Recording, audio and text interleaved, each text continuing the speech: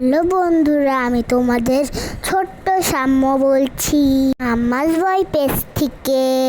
একদিন তো সর্দিতে ঘোরাঘুরি করলাম, তো ঢাকা ফিরতেই হবে। আজকে ঢাকা চলে যাচ্ছি, মনটা তো খারাপ লাগছেই। একদিন এখানে ছিলাম, দাদিন দুনের সাথে অনেক মজা করেছি, অনেক জায়গায় ঘুরে বেরিয়েছি। আমাদের ট্রেনটা 2 নম্বর প্ল্যাটফর্মে আসবে। আমি ফুটওভার ব্রিজ দিয়ে হেঁটে প্ল্যাটফর্মে চলে আসলাম।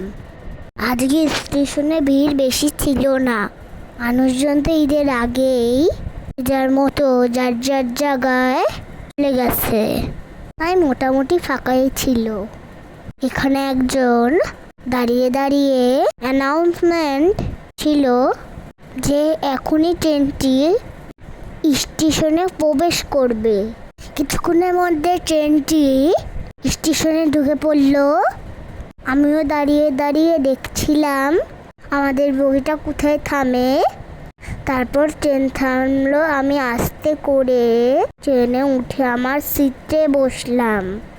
তারপর ট্রেনটা আস্তে আস্তে নিজের গতিতে ছুটে চললো ঢাকার পথে। মনটা বেশ খারাপ ছিল, এতদিন ঈশ্বরদীতে আনন্দ করে কাটিয়েছি, তো যে সেতু পার হচ্ছিলাম। এখন তো সেতু পার হতে বেশি সময় লাগে না, নতুন ব্রিজের উপর দিয়ে যাই তো, তাই কম সময় লাগে। এই যে মন খারাপ করে বসে আছি আমি, বাসায় গেলে তো মাম্মাম পড়তে বসাবে, কি আর করা। আজকের মতো ব্লগটা এই পর্যন্তই বন্ধুরা। দেখো সবাই, টাটা, বাই বাই, দেখা হবে মিনি ব্লগে।